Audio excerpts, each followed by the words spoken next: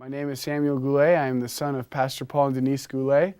I think growing up for me was the first probably 10, 15 years of my life was really different from the next 4 or 5 years because I was really competitive. I was an athlete, and I was good at sports, and I was really good at competing and winning.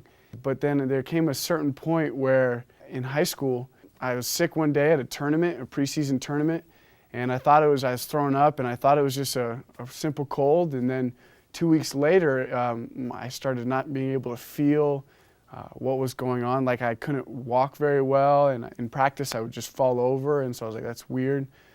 And so eventually I went to the hospital and found out through a long process that I had something called Guillain-Barré. It's a virus that they don't know where it comes from, but the way it works is you start out sick, you think you're better, and then 2 weeks later, you start to lose sensation and feeling in the end parts of your body, your hands and your feet, and it slowly goes throughout your whole body. And I found that when I was confronted with this loss, I had to make a choice. Was I going to spend the rest of my life continuing in this process, continuing in this vein of recuperating my own strength and then gaining according to that strength? Or was I going to, choose a different path? Because a lot of what I was and a lot of who I believed myself to be was really a split identity.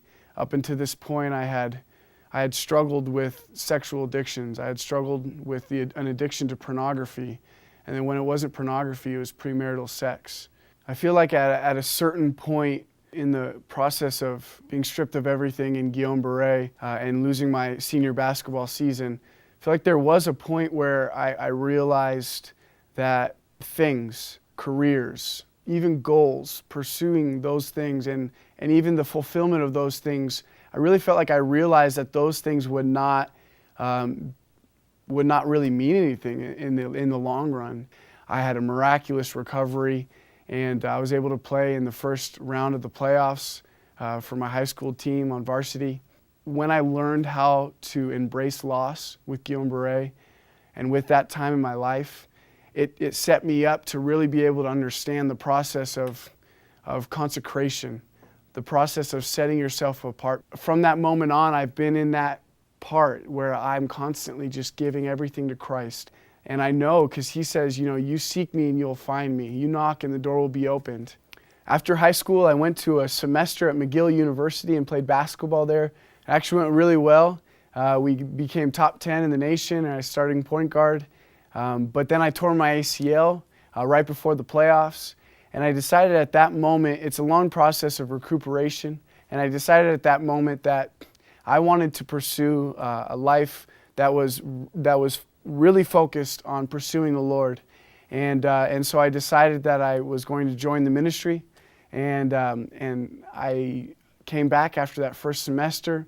I eventually got married to my wife, and we've been married for over 2 years now.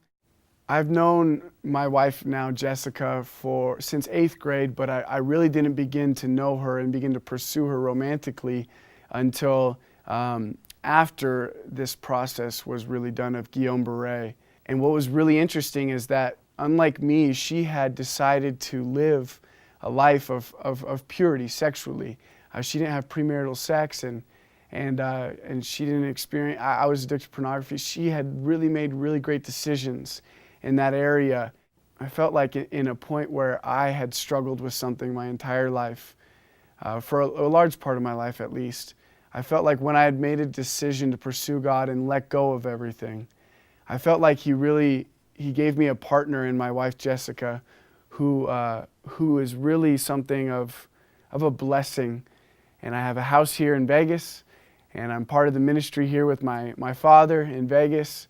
And I'm now a youth pastor at ICLV, and I really believe like He's changed my mind, changed my heart.